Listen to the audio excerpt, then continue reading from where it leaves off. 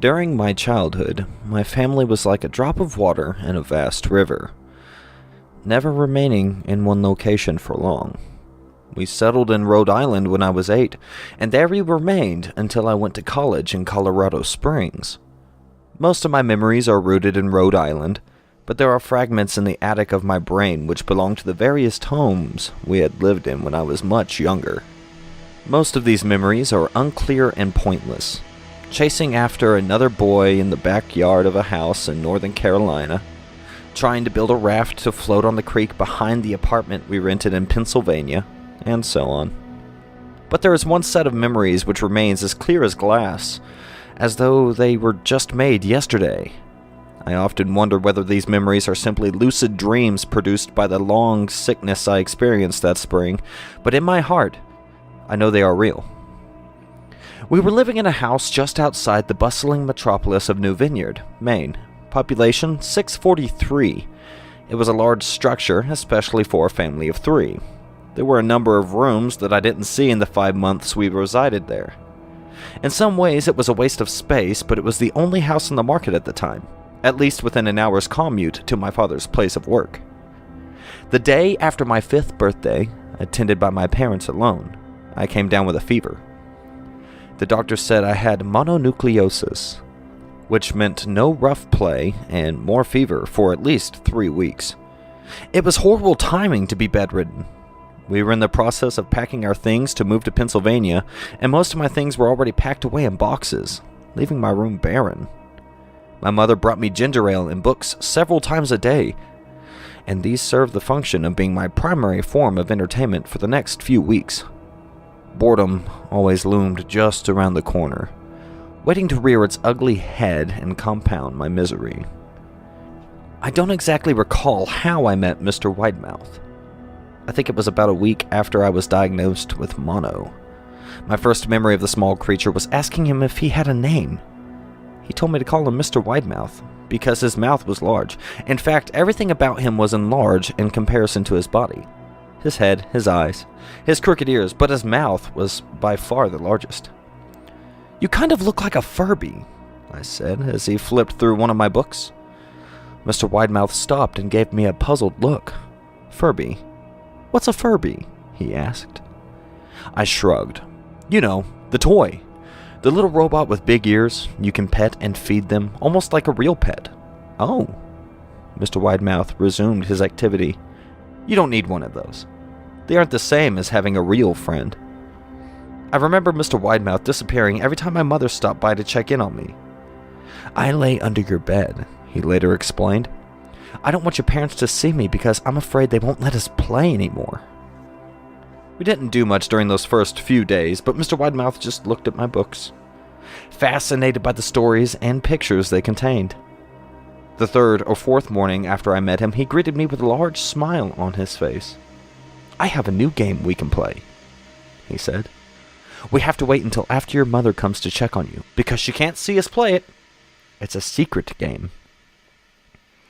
After my mother delivered more books and soda at the usual time, Mr. Widemouth slipped out from under the bed and tugged my hand. "We have to go to the room at the end of this hallway," he said. I objected at first, as my parents had forbidden me to leave my bed without their permission, but Mr. Widemouth persisted until I gave in. The room in question had no furniture or wallpaper. Its only distinguishing feature was a window opposite the doorway. Mr. Widemouth darted across the room and gave the window a firm push, flinging it open. He then beckoned me to look out at the ground below. We were on the 2nd story of the house, but it was on a hill, and from this angle the drop was farther than 2 stories due to the incline. "I like to play pretend up here," Mr. Widemouth explained. "I pretend that there's a big soft trampoline below this window, and I jump. If you pretend hard enough, you bounce back up like a feather. I want you to try."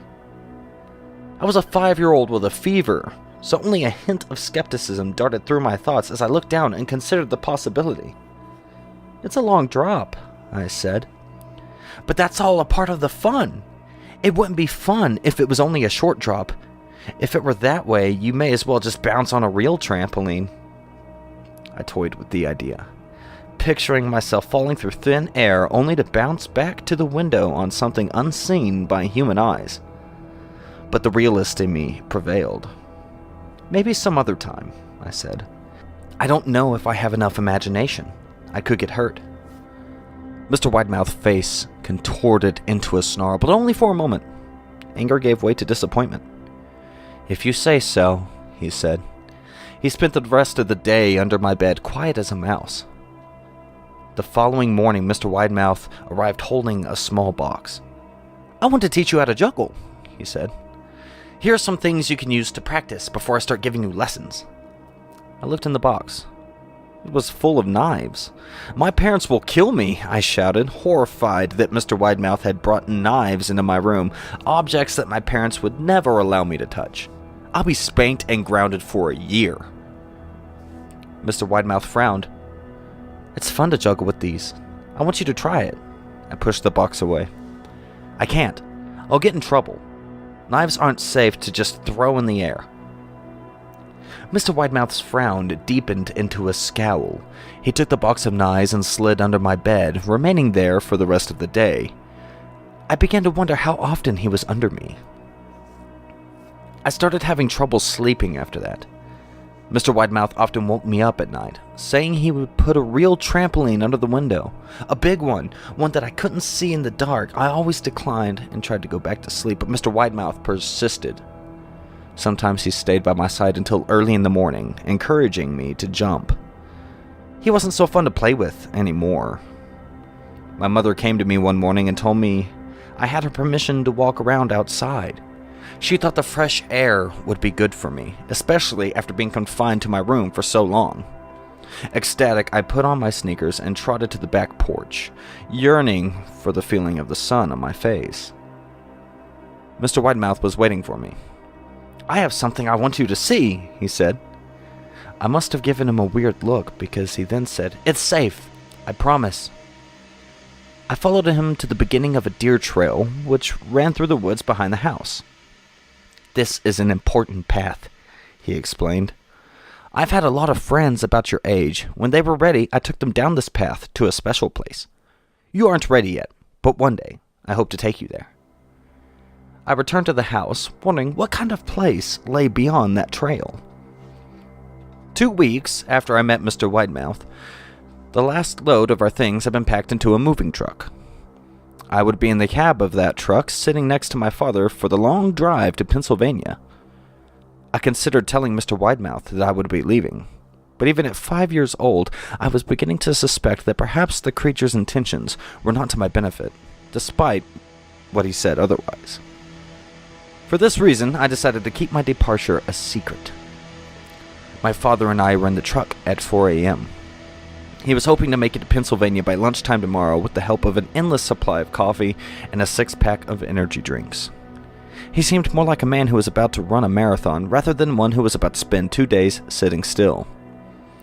"Early enough for you?" he asked. I nodded and placed my head against the window, hoping for some sleep before the sun came up. I felt my father's hand on my shoulder. "This is the last move, son, I promise. I know it's hard for you, as sick as you've been. Once Daddy gets promoted, we can settle down and you can make friends." I opened my eyes as we backed out of the driveway. I saw Mr. Widemouth's silhouette in my bedroom window. He stood motionless until the truck was about to turn onto the main road. He gave a pitiful little wave goodbye, steak knife in hand. I didn't wave back. Years later, I returned to New Vineyard. The piece of land our house stood upon was empty except for the foundation, as the house had burned down a few years after my family left. Out of curiosity, I followed the deer trail that Mr. Widemouth had shown me. Part of me expected him to jump out from behind a tree and scare the living bejesus out of me, but I felt that Mr. Widemouth was gone, somehow tied to the house that no longer existed. The trail ended at the New Vineyard Memorial Cemetery. I noticed that many of the tombstones belonged to children.